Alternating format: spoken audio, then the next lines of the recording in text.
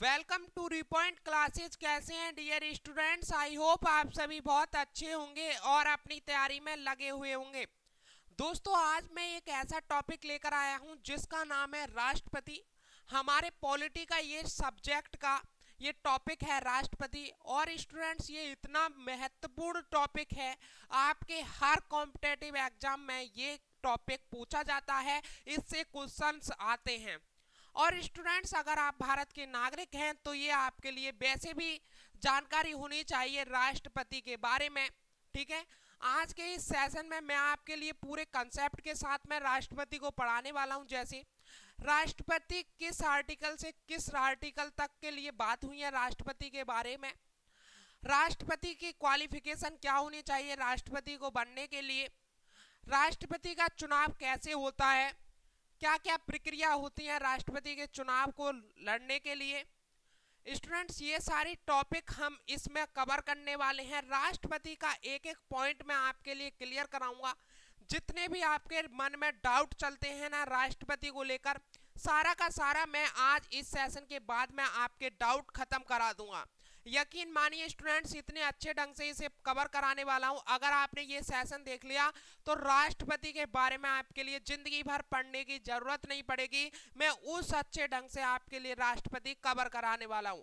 तो स्टूडेंट्स, चलिए सेशन को स्टार्ट करते हैं। लेकिन उससे पहले मेरी आपसे एक छोटी सी गुजारिश है, जो हर दिन होती है आपसे, कि अगर आपने अभी तक चैनल को सब्सक्राइब नहीं किया है तो चैनल को प्लीज सब्सक्राइब जरूर कर लीजिए, क्योंकि हम आपके कॉम्पिटिटिव एग्जाम की इस चैनल पर बिल्कुल बढ़िया और फ्री ऑफ कॉस्ट तैयारी करा रहे हैं।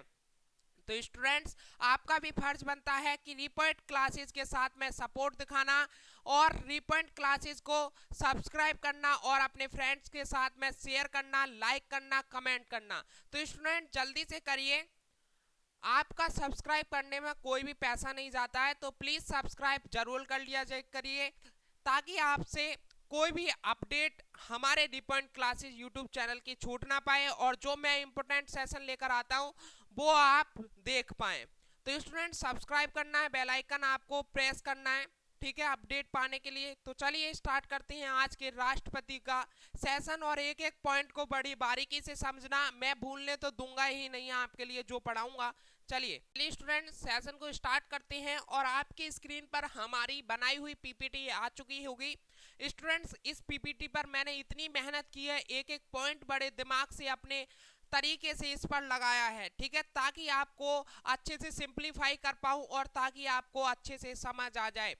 डियर स्टूडेंट्स, जो आर्टिकल 52 है हमारे संविधान का, आर्टिकल 52, उसमें भारतीय राष्ट्रपति का प्रावधान है। उसमें कहा गया है कि भारत में एक राष्ट्रपति होगा और वो भारत का प्रथम नागरिक होगा। देखिए, आर्टिकल 52 में कहा गया है कि जो राष्ट्रपति है वो भारत का प्रथम नागरिक होगा और देश में एक राष्ट्रपति होगा।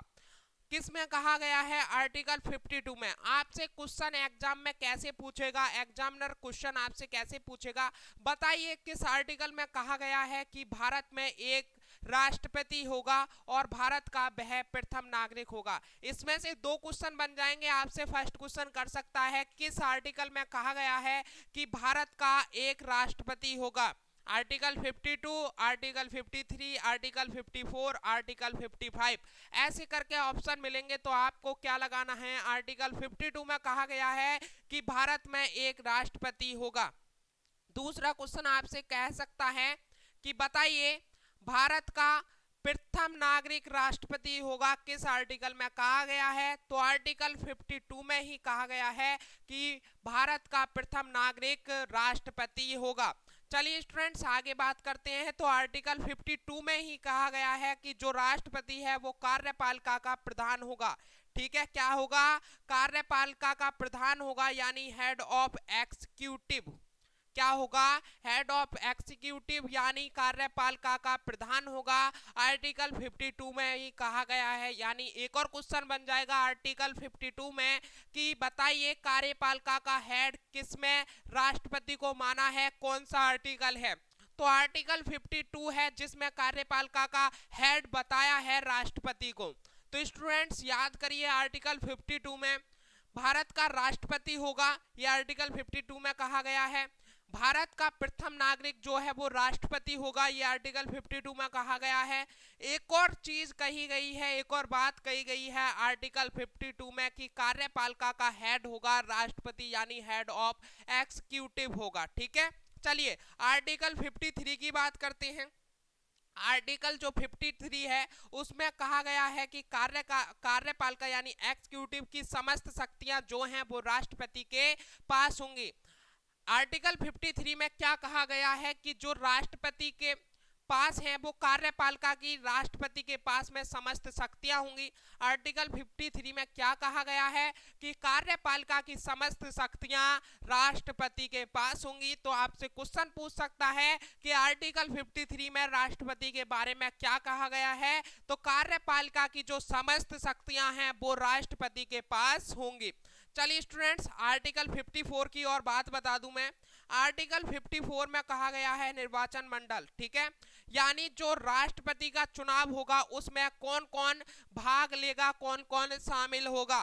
क्या कहा गया है, निर्वाचन मंडल आर्टिकल 54 में कहा गया है, यानी कौन कौन राष्ट्रपति के चुनाव में भाग लेगा। ठीक है, अच्छा आर्टिकल 55 की बात बता दूं तो निर्वाचन विधि यानी चुनाव लड़ने की क्या प्रक्रिया है, क्या रणनीति है, वो आर्टिकल 55 में कहा गया है। स्टूडेंट्स, इससे आपके क्वेश्चन बहुत ज्यादा बनते हैं। आपके एग्जाम में, आपका कोई सा भी एग्जाम हो उसमें पूछ सकता है कि आर्टिकल 55 में क्या कहा गया है। तो निर्वाचन विधि यानी जो चुनाव लड़ने की प्रक्रिया है, जो राष्ट्रपति के चुनाव लड़ने की प्रक्रिया है, वो आर्टिकल 55 में कही गई है। तो ये सारे पॉइंट, ये सारे आर्टिकल आपको याद रखने हैं। स्टूडेंट्स, एक कमेंट मेरे पास में आया कि सर हम आर्टिकल को कैसे याद रखें, तो मैं आपके लिए बता दूं कि आर्टिकल याद रखने के लिए प्रैक्टिस आपके लिए बहुत ज़्यादा जरूरत है। क्या प्रैक्टिस, पहले आर्टिकल को पढ़ो, फिर एक बार उसे लिखो अपनी नोटबुक में। ठीक है, बिना देखे लिखना है, फिर आर्टिकल को पढ़ो, फिर एक और बार लिखो। ठीक है, ऐसे आप करोगे तो आपके लिए आर्टिकल याद हो जाएंगे और आप कभी नहीं भूलोगे। ठीक है, अच्छा आर्टिकल 55 में क्या कहा गया, सॉरी, ठीक है आर्टिकल 55 हो गया, यहाँ पर निर्वाचन विधि चुनाव लड़ने की प्रक्रिया, ये दोबारा से लिख गया है आर्टिकल 55। ठीक है, तो निर्वाचन विधि हुई होती है आर्टिकल 55 में, निर्वाचन विधि यानी चुनाव लड़ने की प्रक्रिया होती है।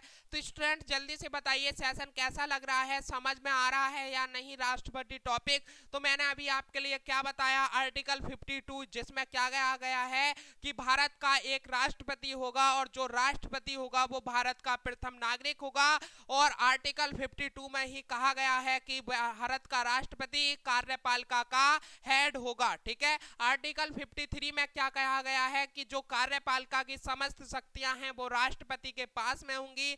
आर्टिकल 54 में क्या कहा गया है कि निर्वाचन मंडल यानी जो राष्ट्रपति का चुनाव होगा उसमें भाग कौन कौन लेने वाला है। और आर्टिकल 55 में कहा गया है कि जो राष्ट्रपति है उसकी चुनाव लड़ने की प्रक्रिया क्या होगी, यानी निर्वाचन मंडल क्या होगा, चुनाव लड़ने की रणनीति क्या होगी। चलिए कुछ और इंपोर्टेंट मैं आर्टिकल बताता हूं जो राष्ट्रपति के लिए महत्वपूर्ण है।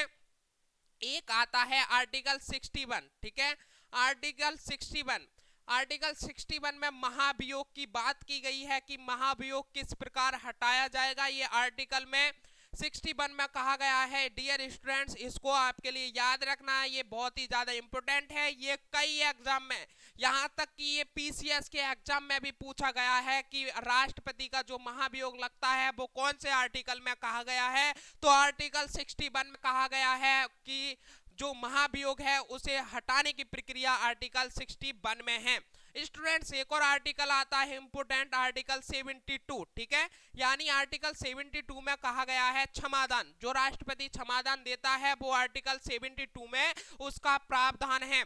चलिए स्टूडेंट्स, एक और मैं आपके लिए बात बता दूं कि राष्ट्रपति चुनाव के टाइम में जो कोई वाद विवाद हो जाता है, ठीक है, राष्ट्रपति चुनाव के टाइम में कोई वाद विवाद हो जाता है तो उसका निपटारा कौन करता है, तो सुप्रीम कोर्ट करता है। कौन करता है, सुप्रीम कोर्ट करता है। अगर राष्ट्रपति चुनाव में कोई वाद विवाद हो जाता है तो उसका निपटारा सुप्रीम कोर्ट करता है। ये अपने माइंड में बात को छापिए, जल्दी से छापिए बच्चा अपने माइंड में इस बात को कि जो जब राष्ट्रपति का चुनाव होता है उस चुनाव के दौरान कोई भी वाद विवाद विवाद हो जाता है तो उसका निपटारा कौन करता है? सुप्रीम कोर्ट करता है। कौन करता है? सुप्रीम कोर्ट करता है। और स्टूडेंट्स एक और मोस्ट इंपोर्टेंट बात, राष्ट्रपति, ठीक है, राष्ट्रपति के बारे में, ठीक है, किस भाग में प्रावधान दिया गया है? तो भाग 5 में बात कही गई है राष्ट्रपति के बारे में, ठीक है।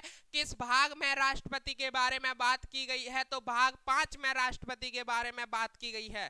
आपसे क्वेश्चन पूछ सकता है कि राष्ट्रपति की चर्चा किस भाग में की गई है? तो राष्ट्रपति की जो चर्चा है वो भाग 5 में की गई है। लाला याद हो गया? जल्दी से बताइए, कमेंट कीजिए यस सर हमें याद हो गया, ठीक है। जल्दी से लाइक कीजिएगा जिससे मुझे पता लगे कि सेशन आपके लिए समझ में आ रहा है। राष्ट्रपति की इन बातों को बिल्कुल मैं भूलने नहीं दूंगा आपके लिए, इन्हें याद रखना है, ठीक है। तो राष्ट्रपति के जो चर्चा की गई है वो कौन से भाग में की गई है? भाग 5 में की गई है। अच्छा आ जाइए, एक और इंपोर्टेंट आर्टिकल है, आर्टिकल 57, ठीक है। इसे मैंने अलग से इसलिए लिखा है क्योंकि इसमें थोड़ा सा डिफरेंस है, इसे याद रखना है आपके लिए। आर्टिकल 57 में कहा गया है कि री इलेक्शन, पुनः निर्वाचन, जो एक राष्ट्रपति है वो कितनी भी बार चुनाव लड़ सकता है और कितनी भी बार राष्ट्रपति बन सकता है, ठीक है। हमारे इंडिया में क्या है, हमारे संविधान में क्या है? आर्टिकल 57 के तहत कि जो राष्ट्रपति है वो कितनी भी बार चुनाव लड़ सकता है और कितनी भी बार राष्ट्रपति बन सकता है। ऐसा नहीं है कि एक बार बनेगा, 2 बार बनेगा, ऐसा बिल्कुल भी नहीं है। ये हमारा जो राष्ट्रपति है वो कई बार चुनाव लड़ सकता है और कई बार राष्ट्रपति बन सकता है, ठीक है। तो यहां पर मैंने ये पॉइंट डाल दिया है कि राष्ट्रपति जब तक चाहे राष्ट्रपति बन सकता है, ठीक है। अच्छा एग्जाम्पल देखिए, ये हमारे इंडिया में तो ऐसा है कि राष्ट्रपति जब तक चाहे जब तक चुनाव लड़ सकता है, जब तक चाहे राष्ट्रपति बन सकता है। लेकिन अमेरिका में क्या है भैया? अमेरिका में जो एक व्यक्ति है वो राष्ट्रपति केवल 2 ही बार बन सकता है। क्या भैया? जो अमेरिका में एक व्यक्ति है वो राष्ट्रपति 2 ही बार बन सकता है, ठीक है। यानी वो 8 साल तक, ठीक है, यानी ये गलत लिख गया है, धानी लिख गया है, सॉरी, इसे सही कर लेना। यानी 8 साल तक ही वो अमेरिका में राष्ट्रपति रह सकता है एक व्यक्ति। या अब इससे 8 साल से आपके लिए एक और पॉइंट बन जाता है, जो अमेरिका का राष्ट्रपति का कार्यकाल होता है वो 4 वर्ष का होता है, ठीक है। कितने वर्ष का होता है? 4 वर्ष का होता है भैया, इसे अपने माइंड में छाप लीजिएगा। ये आपसे क्वेश्चन कहीं भी कर सकता है, कोई भी कर सकता है कि अमेरिका के राष्ट्रपति का कार्यकाल कितने वर्ष का होता है? तो 4 वर्ष का होता है। तो डियर स्टूडेंट्स जल्दी से बताइए, आर्टिकल आपके समझ में आए या नहीं आए? जल्दी से बताइए, अगर नहीं आए हो तो दोबारा से मैं समझाऊंगा, जल्दी से बताइए, ठीक है। चलिए एक बार और बता दूं, आर्टिकल 52 में कहा गया है कि राष्ट्रपति होना अनिवार्य है। देश में एक राष्ट्रपति होगा, जो राष्ट्रपति होगा वही देश का प्रथम नागरिक होगा। और आर्टिकल 52 में ही कहा गया है कि कार्यपालिका का हेड राष्ट्रपति होगा। आर्टिकल 53 में कहा गया है कि जो कार्यपालिका की समस्त शक्तियां हैं वो राष्ट्रपति के हाथ में होंगी। आर्टिकल 54 में कहा गया है निर्वाचन मंडल यानी कौन कौन चुनाव में भाग लेगा। आर्टिकल 55 में कहा गया है निर्वाचन प्रक्रिया, ठीक है, निर्वाचन विधि यानी चुनाव लड़ने की प्रक्रिया क्या होगी, यानी रणनीति चुनाव लड़ने की क्या होगी, आर्टिकल 55 में प्रावधान है। चलिए आगे एक और बात बता देता हूं, आर्टिकल 61 में कहा गया है महाभियोग के बारे में प्रावधान है। महाभियोग की किस प्रकार हटाएंगे पूरी प्रक्रिया है आर्टिकल 61 में, ठीक है। महाभियोग के बारे में बात की गई है आर्टिकल 61 में, लाला याद हुआ। चलिए आर्टिकल 72 में क्षमादान की प्रक्रिया है, ठीक है। आर्टिकल 72 में क्षमादान का प्रावधान है। और स्टूडेंट एक और बात सुनिएगा, जो राष्ट्रपति चुनाव लड़ते टाइम कोई भी वाद विवाद हो जाता है, राष्ट्रपति के चुनाव लड़ते टाइम कोई भी वाद विवाद हो जाता है तो उसका निपटारा कौन करता है? सुप्रीम कोर्ट करता है। और राष्ट्रपति की चर्चा किस भाग में की गई है? तो भाग 5 में की गई है राष्ट्रपति की चर्चा, ठीक है। अच्छा आ जाइए, आर्टिकल 57 की मैंने बात बताई थी आपके कि री इलेक्शन हो सकता है, पुनः निर्वाचन हो सकता है, यानी एक राष्ट्रपति जो है इंडिया में कई बार चुनाव लड़ सकता है और कई बार राष्ट्रपति बन सकता है, ऐसा प्रावधान है आर्टिकल 57 में। आ जाइए, एक एग्जाम्पल देखिए। अमेरिका में एक व्यक्ति 2 ही बार राष्ट्रपति बन सकता है। ये अमेरिका का संविधान है कि अमेरिका में एक व्यक्ति 2 ही बार राष्ट्रपति बन सकता है।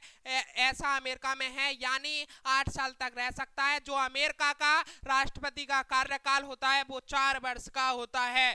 तो मैं उम्मीद करता हूं मेरे बताए गई बातें आपके लिए, मेरे बताए गए ये आर्टिकल आपके समझ में आए होंगे। समझ में आए हैं तो यस सर जल्दी से लिखिएगा। स्टूडेंट्स बहुत मेहनत की है, बहुत सिंप्लीफाई किया है राष्ट्रपति टॉपिक को। ऐसा सिंप्लीफाई किया है कि आपके समझ में भी आ जाए और आपके एग्जाम में एक भी क्वेश्चन ना छूट पाए। अगर स्टूडेंट्स अभी तक आपने सब्सक्राइब नहीं किया है तो जल्दी से चैनल को सब्सक्राइब कीजिए। आगे फिर मैं आपके लिए कंटिन्यू करता हूं, जल्दी से सब्सक्राइब कीजिएगा, लाइक कीजिएगा, ठीक है। चलिए अब बात करते हैं राष्ट्रपति बनने की। किसकी बात करते हैं? राष्ट्रपति बनने के लिए योग्यताएं यानी क्वालिफिकेशन। राष्ट्रपति बनने के लिए क्वालिफिकेशन क्या होनी चाहिए, योग्यता क्या होनी चाहिए, ठीक है। सर्वप्रथम तो जो राष्ट्रपति बनने के लिए तैयार हो रहा है वो भारत का नागरिक होना चाहिए, ठीक है। भारत का नागरिक होना चाहिए यानी इंडियन सिटीजन होना चाहिए।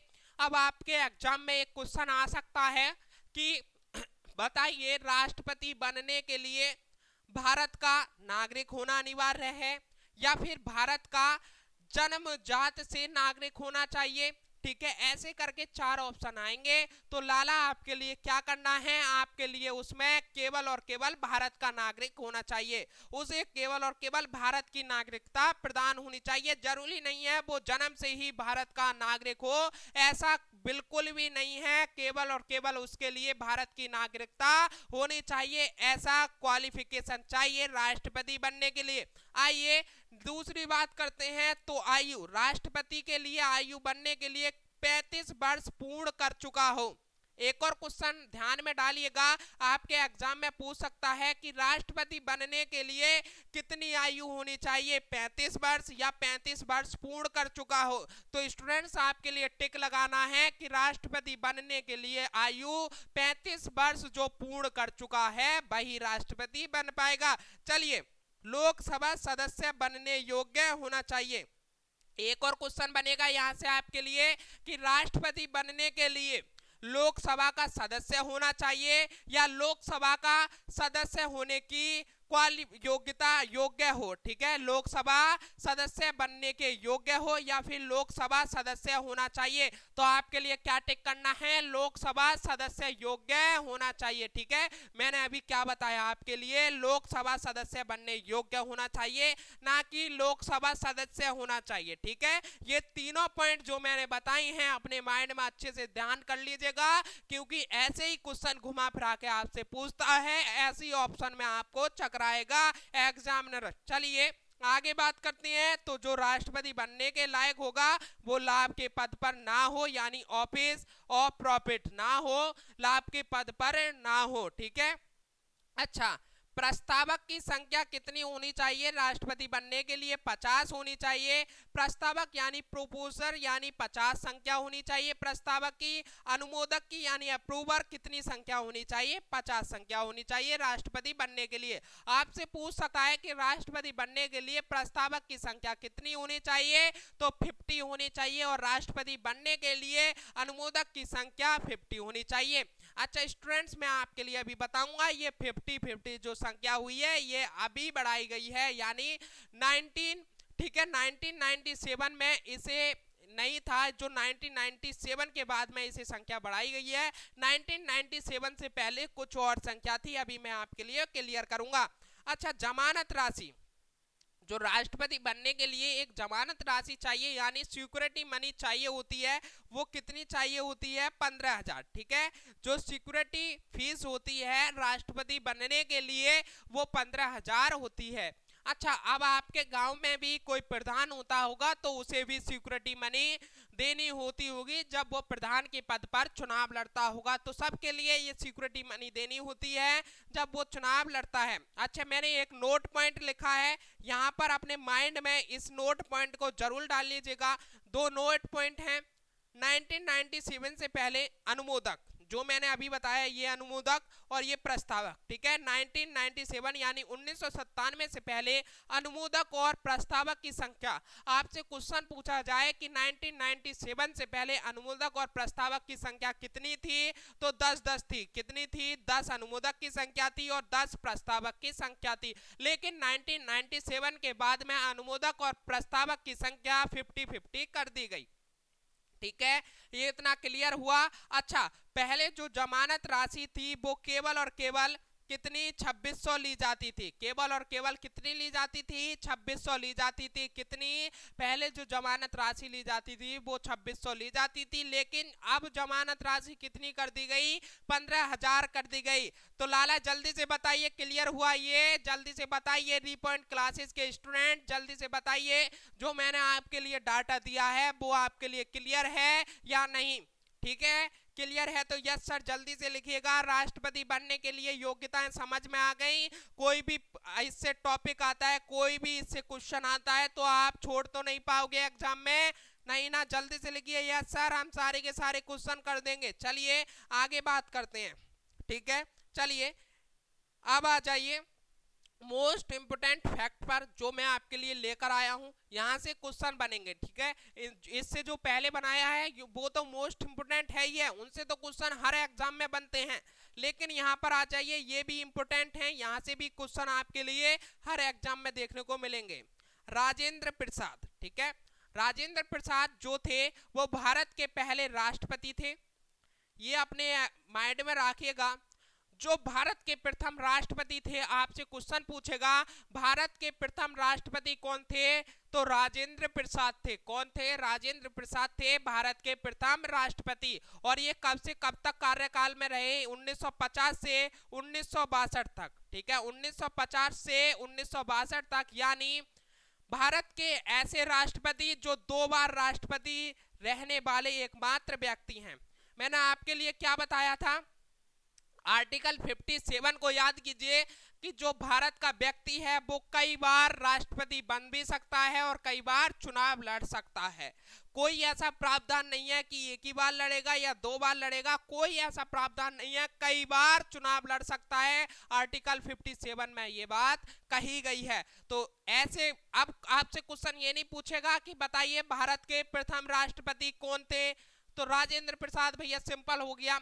आपसे क्वेश्चन किस प्रकार से पूछेगा? बताइए भारत के 2 बार राष्ट्रपति रहने वाले एकमात्र व्यक्ति कौन थे, तो राजेंद्र प्रसाद थे। कौन थे? राजेंद्र प्रसाद थे। भैया आपके लिए फ्री में इतना अच्छा मिल रहा है तो कम से कम चैनल को सब्सक्राइब तो कर लीजिए भाई। ये पेड क्लासेस में पढ़ाने वाली बातें हैं जो मैं आपके लिए फ्री क्लासेस में प्रोवाइड कराता हूं।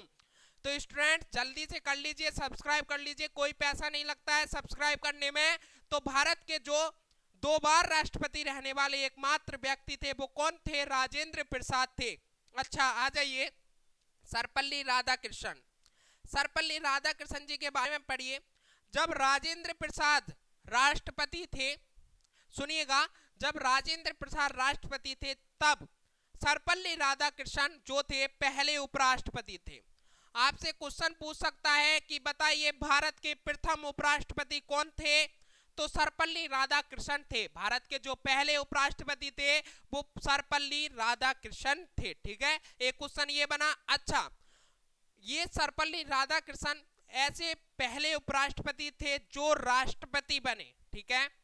ये एक ऐसे उपराष्ट्रपति थे जो राष्ट्रपति बने। अब आपसे क्वेश्चन इससे कैसे पूछेगा एग्जामिनर? बताइए ऐसे व्यक्ति का नाम बताइए, ऐसे राष्ट्रपति का नाम बताइए जो उपराष्ट्रपति बनने के बाद में राष्ट्रपति बने हैं। ऐसे एकमात्र व्यक्ति बताइए जो उपराष्ट्रपति बनने के बाद में राष्ट्रपति बने हैं, तो सर्वपल्ली राधाकृष्णन। कौन? सर्वपल्ली राधाकृष्णन। और आपसे एक और क्वेश्चन पूछेगा इसी से कि बताइए 1954 में भारत रत्न, 1954 छोड़िए, सर्वप्रथम भारत रत्न प्राप्त करने वाले राष्ट्रपति का नाम क्या है?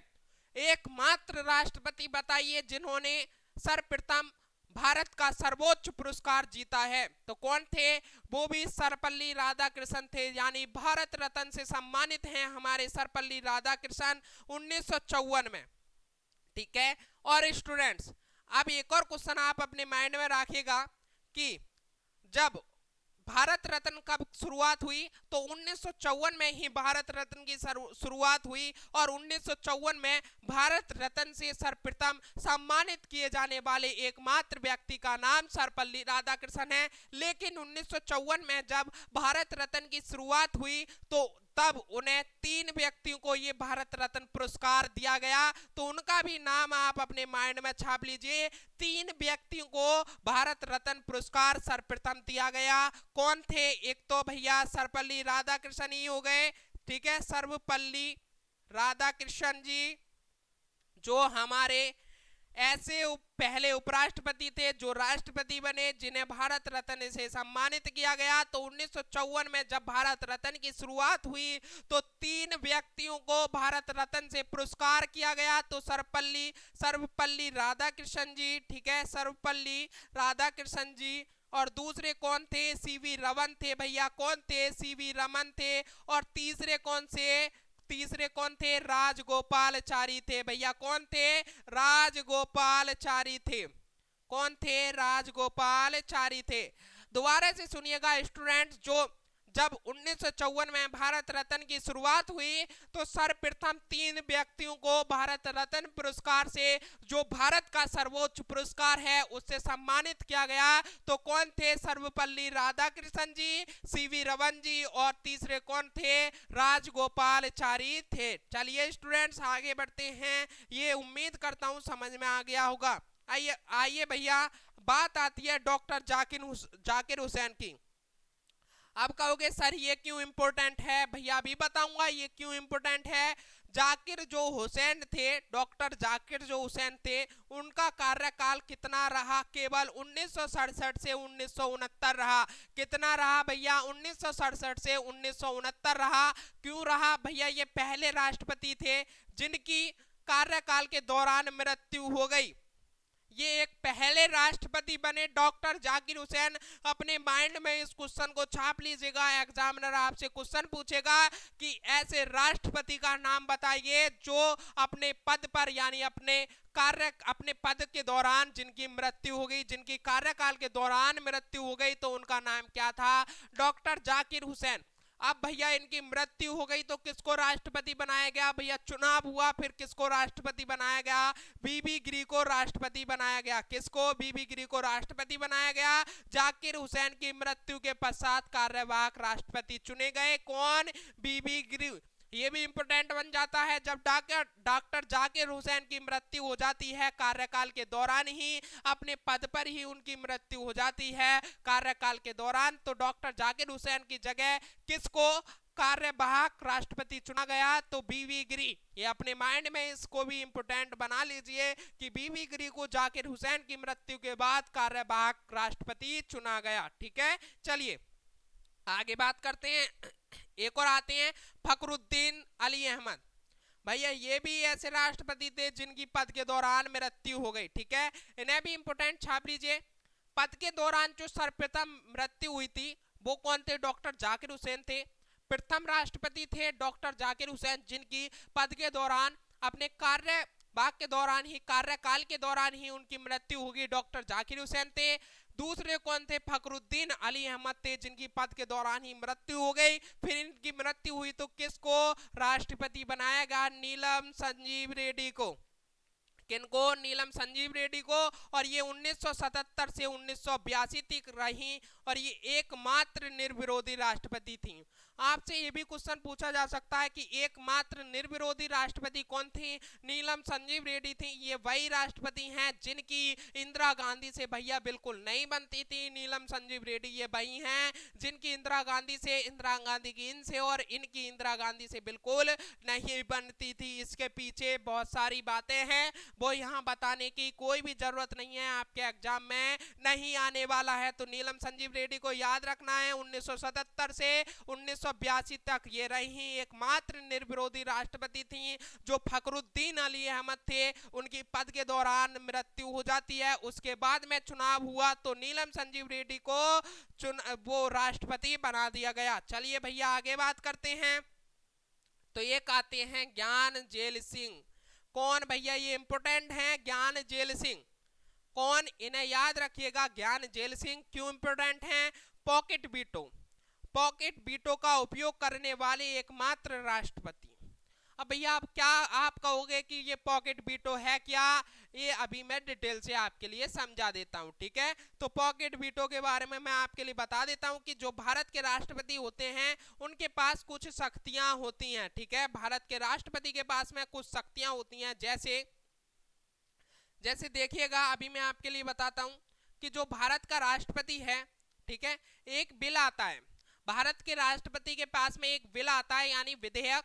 बिल को क्या बोलते हैं? विधेयक बोलते हैं हिंदी में। जो बिल आता है, ठीक है, भारत के राष्ट्रपति के पास में एक बिल आता है, उसके लिए भारत का जो राष्ट्रपति है उस पर साइन भी कर सकता है, ठीक है।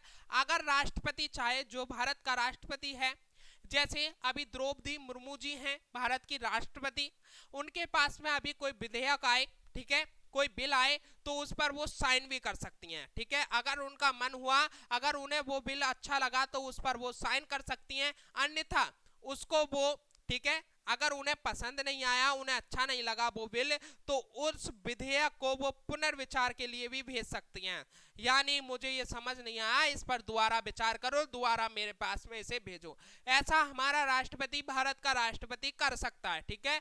नेक्स्ट क्या कर सकता है? अगर राष्ट्रपति चाहे, अगर राष्ट्रपति चाहे तो उस बिल को रद्द भी कर सकता है, ठीक है। अगर हमारी द्रौपदी मुर्मू जी चाहें, उन्हें कोई बिल पसंद नहीं आया, कोई विधेयक पसंद नहीं आया, तो उसको वो रद्द भी कर सकती हैं। नेक्स्ट क्या है स्टूडेंट्स? अगर उन्हें बिल पसंद नहीं आया, उस पर कोई वो जवाब देनी नहीं चाहती, जैसे हमारे राष्ट्रपति द्रौपदी मुर्मू जी हैं, वो उस बिल के बारे में कोई बात ही नहीं करना चाहती, तो उसके लिए क्या है, अगर राष्ट्रपति चाहें तो इस बिल को अपनी पॉकेट में डाल सकते हैं, यानी कोई जवाब ना देना, उस पर कोई जवाब ना दे। बिल आया और अपनी पॉकेट में डाल लिया, तो भैया क्या हुआ, उस पर कोई जवाब ना देना।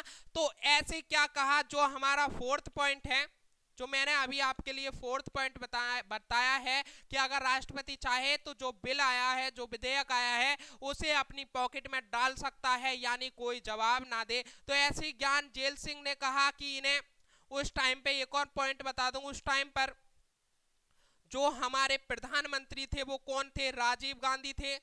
कौन थे? राजीव गांधी थे, ठीक है, राजीव गांधी थे। और इन्होंने एक बिल पारित किया जिसका नाम था टाड़ा, ठीक है। क्या था? इन्होंने एक बिल पारित किया जिसका नाम था टाड़ा। इस बिल में इन्होंने क्या दिखाया, इसमें इस बिल में इन्होंने क्या कानून बनाया कि किसी के पास में भी हथियार दिखे उसे गिरफ्तार कर लो।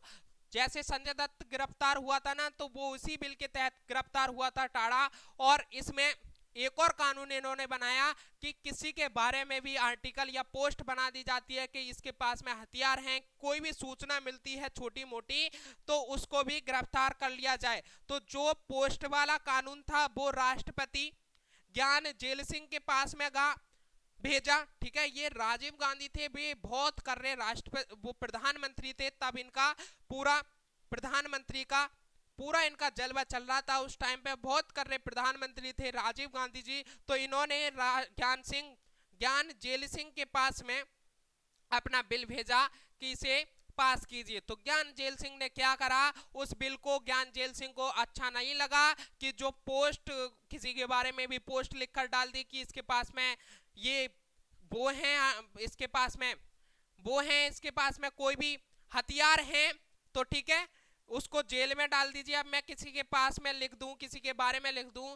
कि इसके पास में हथियार है, क्या उसको जेल में डाला जाएगा? ऐसा बिल्कुल नहीं होना चाहिए। तो ज्ञान जेल सिंह को वही बात अच्छी नहीं लगी, तो उन्होंने क्या करा, जो बिल आया था उसे अपनी पॉकेट में डाल लिया, यानी पॉकेट वीटो का मतलब है मना करना, कोई जवाब ना देना। वीटो का मतलब है मना करना, कोई जवाब ना देना।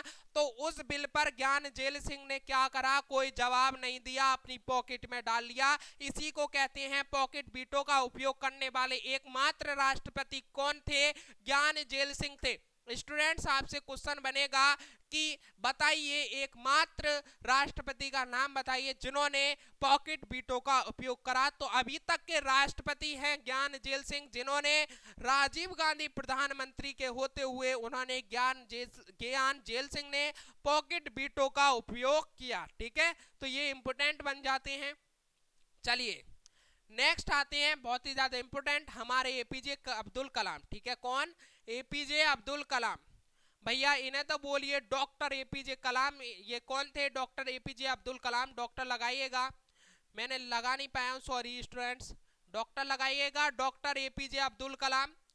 इन्हें तो सर बोलने की जरूरत है भैया, इतने अच्छे राष्ट्रपति थे सर डॉक्टर एपीजे कलाम। और मैं तो चाहता हूं कि ऐसे राष्ट्रपति ही होना चाहिए देश में, जो हमारे इंडिया में हमेशा हमेशा के लिए राष्ट्रपति बना देना चाहिए। इन्हें डॉक्टर एपीजे अब्दुल कलाम को बना देना चाहिए था, लेकिन नहीं। ठीक है, यही तो राजनीति है, ऐसा नहीं हुआ।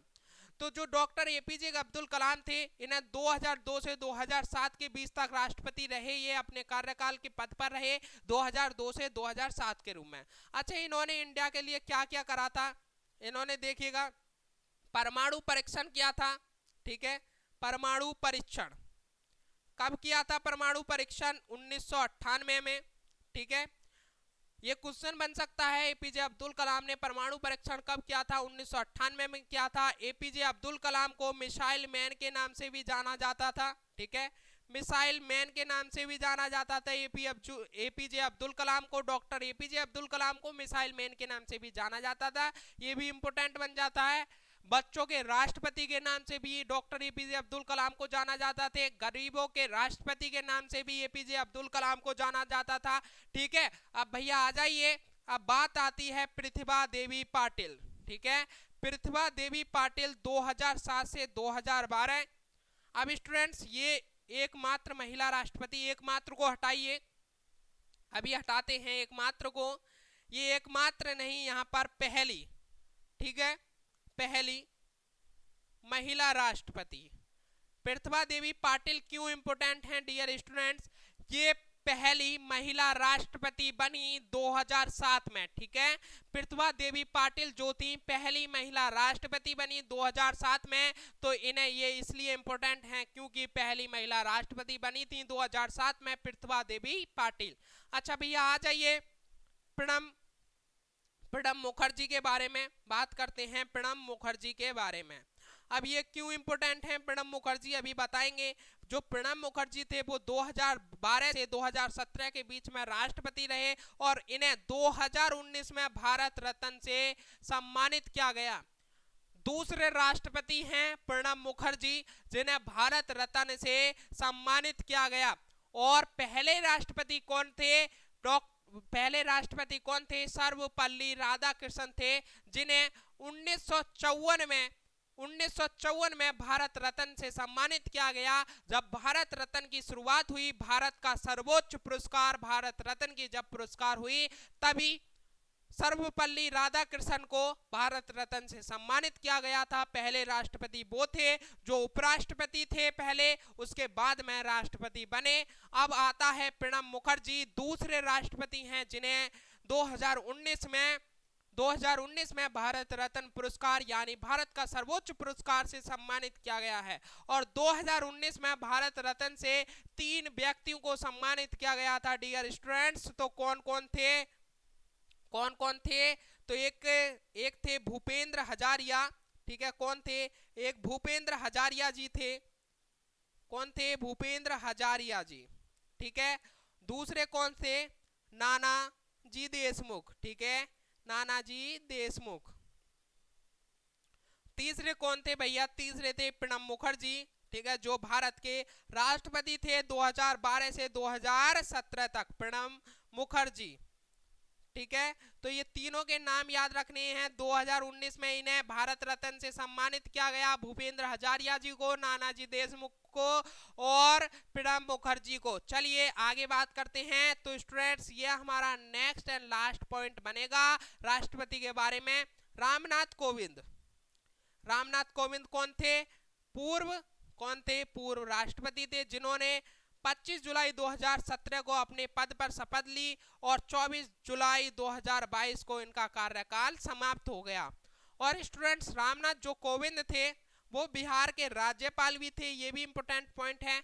जो रामनाथ कोविंद थे वो बिहार के राज्यपाल भी थे और ये भारत के 14वें राष्ट्रपति थे। ठीक है, रामनाथ कोविंद बिहार के राज्यपाल थे और भारत के 14वें राष्ट्रपति थे। ठीक है, इन्होंने 24 जुलाई 2022 को अपना पद से इन्हें हटा दिया गया। ठीक है, क्योंकि द्रौपदी मुर्मू जी हमारी वर्तमान की राष्ट्रपति बन गई। भारत की वर्तमान की 15वीं राष्ट्रपति कौन है? द्रौपदी मुर्मू जी हैं।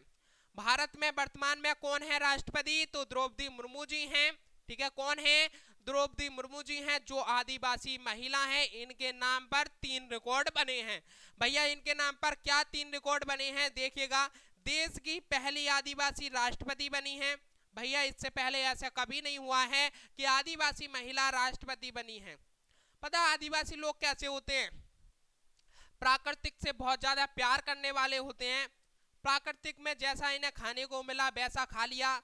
ठीक है, शिक्षा पर इतना जोर नहीं, कोई शिक्षा से मतलब नहीं। लेकिन देखिए, जो हमारे भारत की राष्ट्रपति हैं द्रौपदी मुर्मू जी, वो इस चीजों से निकलकर, इनको पीछे छोड़कर, ठीक है, राष्ट्रपति बनी हैं। ठीक है, कौन? द्रौपदी मुर्मू जी। अगर इंसान चाहे, अगर व्यक्ति चाहे तो कुछ भी कर सकता है। देखिए हमारी भारत की राष्ट्रपति द्रौपदी मुर्मू जी कैसे हालातों से निकलकर भारत की राष्ट्रपति बनी हैं। ठीक है, जो वर्तमान में राष्ट्रपति हैं। और सुनिएगा, इनके नाम पर एक और रिकॉर्ड है, देश की दूसरी महिला राष्ट्रपति बनी है। पहली महिला कौन थी? कमेंट बॉक्स में बताइएगा कौन थी। प्रतिभा देवी पाटिल थी। कौन थी? प्रतिभा देवी पाटिल थी, जो पहली महिला बनी थी राष्ट्रपति। और दूसरी महिला कौन बनी है? द्रौपदी मुर्मू जी बनी है। और इनका नाम 3rd पॉइंट है जो रिकॉर्ड का है। ठीक है, कौन? ये झारखंड की पहली महिला राज्यपाल भी है। झारखंड की पहली महिला राज्यपाल भी बनी हैं द्रौपदी मुर्मू जी। चलिए स्टूडेंट्स, अब बारी आती है कुछ मुझे समझाने की और बातें कुछ आपके लिए समझाने की। ठीक है, तो स्टूडेंट्स पॉइंट डालिएगा। मैं आपके लिए बता दूं, जो राष्ट्रपति का चुनाव होता है, राष्ट्रपति का जो चुनाव होता है, राष्ट्रपति का चुनाव 18 जुलाई को होता है। ये डेट फिक्स है। ठीक है, राष्ट्रपति का जो चुनाव होता है वो 18 जुलाई को होता है। ये डेट बिल्कुल फिक्स हो गई है।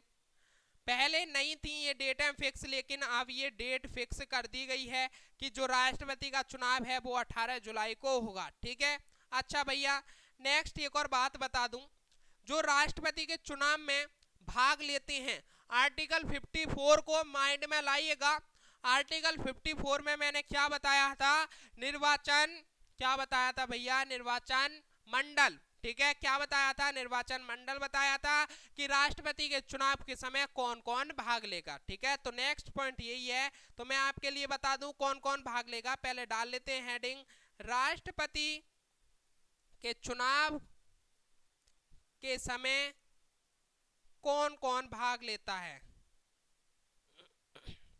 कौन कौन भाग लेता है।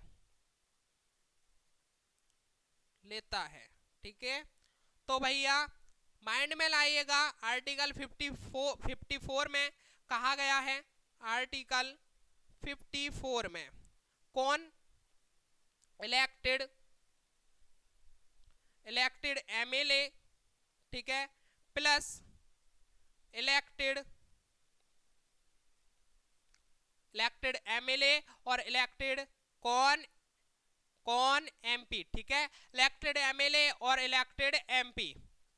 एमएलए क्या होता है हिंदी में बताएगा, और इलेक्टेड एमपी क्या होता है इसे भी हिंदी में बताएगा। इलेक्टेड जो एमएलए होता है उसे विधायक कहते हैं, और इलेक्टेड एमपी जो होता है वो सांसद होता है। ठीक है, तो इलेक्टेड एमएलए और इलेक्टेड एमपी, विधायक और सांसद, ठीक है, जो होते हैं वो राष्ट्रपति के चुनाव में भाग लेते हैं। ठीक है, राष्ट्रपति के चुनाव में भाग लेते हैं। अब भैया चुनाव हो गया, अब इसकी काउंटिंग कब होगी? चुनाव तो हो गया, अब राष्ट्रपति की काउंटिंग कब होगी? तो जो राष्ट्रपति के चुनाव की काउंटिंग होती है, राष्ट्रपति के चुनाव की काउंटिंग जो होती है, वो 21 जुलाई को होती है। 21 जुलाई को होती है। और काउंटिंग के दौरान स्टूडेंट्स, जिस राष्ट्रपति के 50% प्लस 1 वोट होगा, 50% प्लस 1 वोट होगा, वही क्या बनेगा, वही राष्ट्रपति बनेगा। 50% वोट होने चाहिए और प्लस एक वोट और होना चाहिए, वही राष्ट्रपति बन जाएगा। ठीक है, काउंटिंग के दौरान जब काउंटिंग होती है 21 जुलाई को, तो राष्ट्रपति जो जीतेगा उसके पास में 50% वोट होते हैं और प्लस एक वोट और होता है। अब डियर स्टूडेंट, जो राष्ट्रपति होता है उसकी शपथ कब ली जाती है, तो 24 जुलाई को।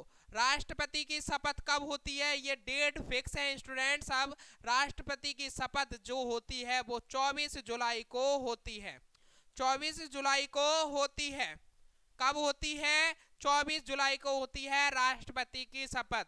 तो डियर स्टूडेंट, जल्दी से बताइएगा कैसा लगा सेशन, एक एक पॉइंट समझ में आया है या नहीं आया है। दोबारा से सुन लिएगा इस पॉइंट को। राष्ट्रपति का जो चुनाव होता है वो 18 जुलाई को होता है। राष्ट्रपति के चुनाव के समय कौन कौन भाग लेता है, तो इलेक्टेड एमएलए और इलेक्टेड एमपी। इलेक्टेड एमएलए यानी विधायक, इलेक्टेड एमपी यानी सांसद। और स्टूडेंट्स, जो राष्ट्रपति के चुनाव की काउंटिंग होती है वो 21 जुलाई को होती है। काउंटिंग के दौरान 50% प्लस एक वोट होना अनिवार्य है राष्ट्रपति बनने के लिए, मैंडेटरी है राष्ट्रपति बनने के लिए 50% प्लस एक वोट। स्टूडेंट, राष्ट्रपति की जो शपथ होती है वो 24 जुलाई को ली जाती है। ठीक है, 24 जुलाई को होती है राष्ट्रपति की शपथ, ये बिल्कुल डेट फिक्स है। ठीक है, चलिए स्टूडेंट्स, मैं आशा करता हूँ आपके लिए जो मैंने आपके लिए डाटा दिया है वो आपके लिए बहुत पसंद आया होगा। अगर पसंद आया तो कमेंट बॉक्स में अपना प्यार दिखाएं और कमेंट बॉक्स में बताएं जी सर आपने जो पढ़ाया है वो एक एक पॉइंट समझ में आ गया है। ठीक है, तो स्टूडेंट्स, अगर आपने अभी तक सब्सक्राइब नहीं किया है तो चैनल को सब्सक्राइब जरूर कर लें। आज के लिए इतना ही, फिर मिलते हैं एक और नेक्स्ट सेशन के साथ में। जब तक के लिए जय हिंद, जय भारत, वंदे मातरम। थैंक यू दोस्तों।